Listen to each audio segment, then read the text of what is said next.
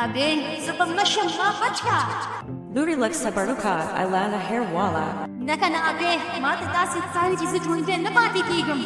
دا قصه شروع کیږي د یونس نومي یو مهنتي سړي نه چې په یو وړوکي کلي کې اوسېدو. د یونس یو ډېره ښایسته او نیکه ښځه وه چې نوم یې حفصه و. د دواړو زندګي ډېر په سکون او په خوشحالۍ سره تېرېدله.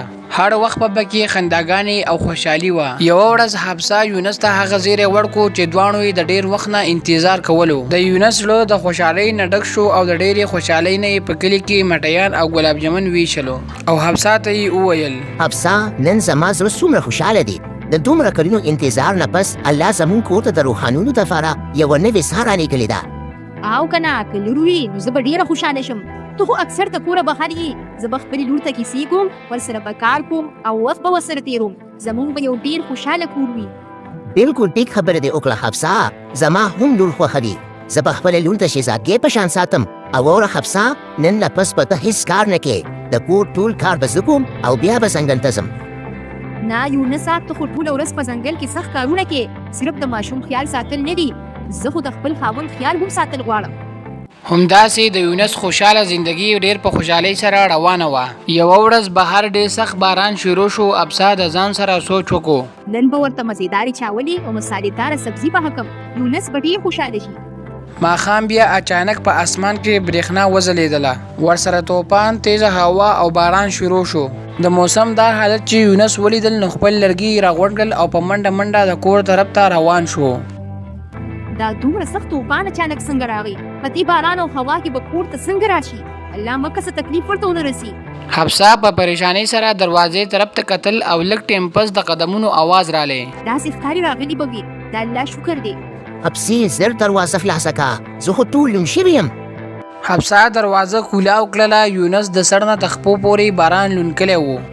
زه خو ډېره پریشانه وم. زر دننه راشه. اوهو، بلکل لوند شوي یې. زر جامې بدلې کړه. زه به زر سالن ګرم کړم. او کنه ډېر زیات وږي شوی هم یم. حفصې روټۍ تیاره کړله او کېناستله. لږه شیبه پس یونس کپړې بدلې کړلې او دسترخوان ته رالی. واه واه، د چاولو څومره خوندوره خوشبو ده. نن خو به ډېر خوند وکړي. او کنه باراني موسم کې ستا چاولې او مسالېداره سبزي خوښوي نو ما به څنګه نه جوړوله. بس خوشبو یې زما لږه نوره هم زیاته کړه. زر شروع وکړه. دواړو ښه په مینه سره روټۍ وخوړله او وده شو. یوه شپه ناوخته اچانک حفصه ته درد شروع شو. یونس ورخطا شو او زر یې د ګاونډ دایي راوغوښتله. ابې زه به مړه شم ما بچ کا. لورې لږ صبر وکړه الله هیر واله. الله به درته اسانه کړي. نه کنه ابې ما ته داسې ښکاري چې زه ژوندی نه پاتې کېږم. یونس بهر لاسونه اوچت کړي وو او دوا یې کوله. یا الله، هنسه سلامت وساته. نه پوهېږم چې حفصه به څومره درد برداشت کوي. لږ وخت پس هر څه خاموش شو او دننه د ماشوم د ژړا آواز رالی. د یونس په شونډو مسکا خوره شوله. دا خو زما د بچي آواز دی. زما بچي دنیا ته راغی، خو ابۍ لا تر اوسه ولې بهر نه راوځي؟ لږه موده پس دایي بهر راووتله. یونس بچي ستا لون پیدا شوې ده. زما لور، زما اهلیه، ماشاءالله بلکل د خپلې مور په شان وي. حفصه خو ښه ده که نه؟ د دایي سترګې د اوښکو نه ډکې شوې. یونس بیا ستا حفصه نور په دې دنیا کې نشته. د لور د پیدایش په وخت کې دې دنیا نه لاړه. نه نه، دا څه وی؟ زما حفصه ما نشي پرېښودی. صبر وکړه بیا که داسې مات شي نو ستا لور به هم بېسوکه شي. همداسې د حفصه د مرګ سره د یونس د ژوند یو نوی او سخت موړ شروع شو. دغه شان 3 کاله تیر شو. یونس خپل لور ډېر په مینه او محبت سره لوی کړله. د خپلې ګرانې لور نوم یې عالیه ایښودی و. زر تا وخوره لورې، زه به ځنګل ته هم ځم. نه خورم ابو، زه مړه شوې یم. زما خوږې لورې، ښه په منه خوراک کوه، ته نه بیماره به شې. په دې وخت کې هغه دایي د یونس ته لیکه بیا راله. زویه تر څو به داسې یوازې ژوند تېری. د دې ماشومې د پالنې لپاره کم سې کم هسې د رزق وچ شته. څه وکړم مورې؟ د ځنګل کار، د کور کارونه او دا وړه ماشومه. زه یې اوس یوازې نشم سمبالولی. زه خو وایم بیا واده وکړه. ماشومې ته به هم مور پیدا شي او ته به هم په ارام سره خپل کار کوې. خو داسې جینۍ به چېرته پیدا کړو مورې؟ نږدې کلي کې یوه نیکه جینۍ ده. نوم یې شبنم دی. ډېره ښه جینۍ ده. که وی نو زه به ورسره خبره وکړم. ټیک ده مورې، خبره ورسره وکړه. څو ورځې وروستو یونس د هر څه معلومات نه پس د شبنم سره واده وکړو. کله به چې یونس په کور کې و نو شبنم به د عالیه ډېر خیال ساتلو، تر دې چې د خپلې غېږې نه به یې هم نه کوزوله. اخرى لوري زرکان اوفرا ما ته نور هم دیل کارونه پراته دي. شبنم زه ډېر خوشحاله یم چې ته مې په ژوند کې رالې. ته ډېره ښه یې. زما د لور سره داسې مینه کې لکه خپل لور چې دې وي. ما کله هم داسې سوچ نه کړی. ستا لور څوک ده؟ دا خو زما لور ده. خفه نه شې شبنم، بښنه غواړم بیا به داسې خبره نه کوم. خو یونس به چې کله د کور نه ووتو او ځنګل ته به لاړو، د شبنم اصلي چهره به ښکاره شوه. هغې به عالیا د غی نه کوزه کړله، وهله به یې او سم خوراک به یې هم نه ورکولو. امي ما ته هم ډوډۍ راکړه، زه هم وږی یم.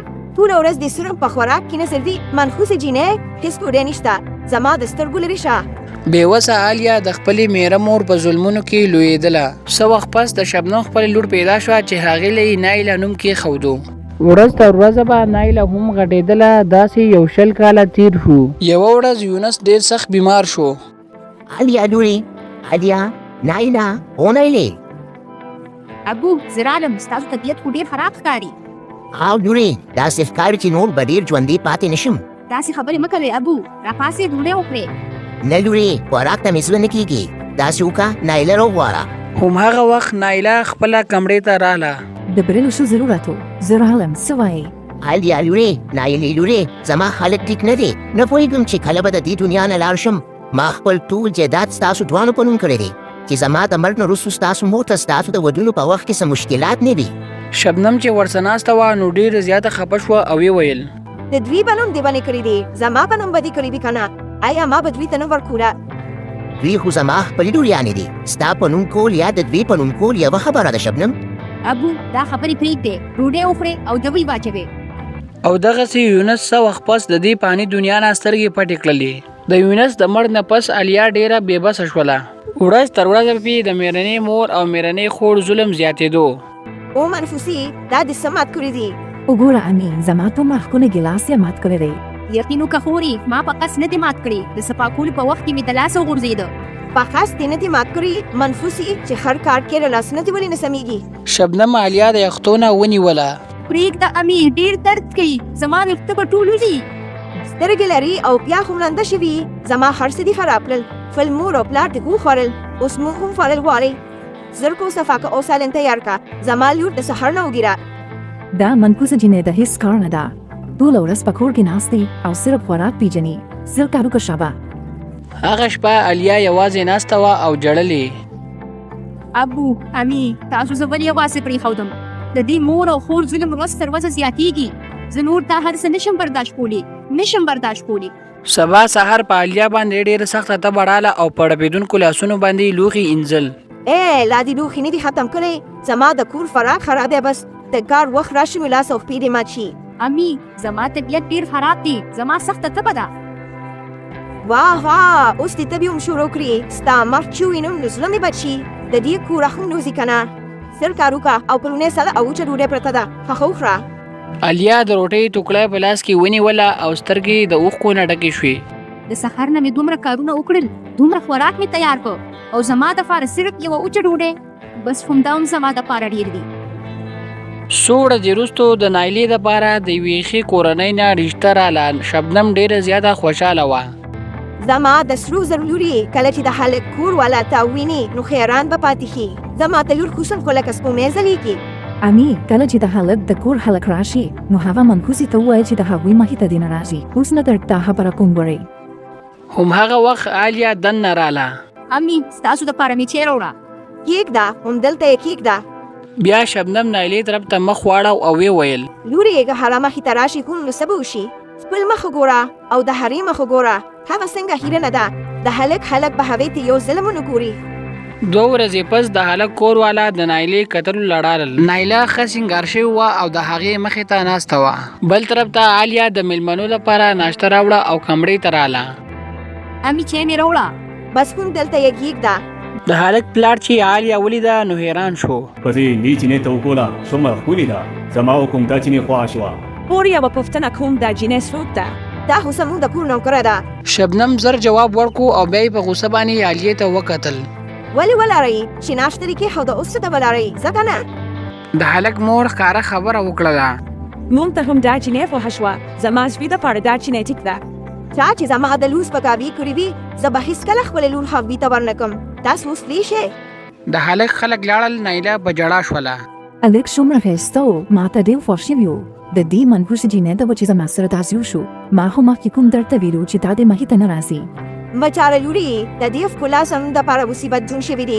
د دې ښکلا به هر صورت کې خراب و. شبنم د دې کلي یو جادوګر له لاړه چې جادو یې کولو.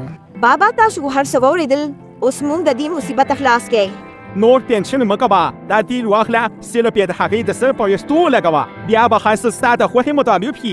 شبنم په خوشحالۍ سره تیل واغوستل او کور ته راله. هغې ډېر په مینه عالیه خپل خوا ته راوبلله، خو اصلي لوبه لا اوس شروع کیږي. شبنم او نایلې د عالیه لپاره داسې خطرناک پلان جوړ کړی و چې تصور یې هم نشو کېدلی. آیا عالیه به د هغې د جال ښکار شي که نه؟ قسمت به یې هر څه بدل کړي. دا به په راتلونکي اپیسوډ کې ګورو.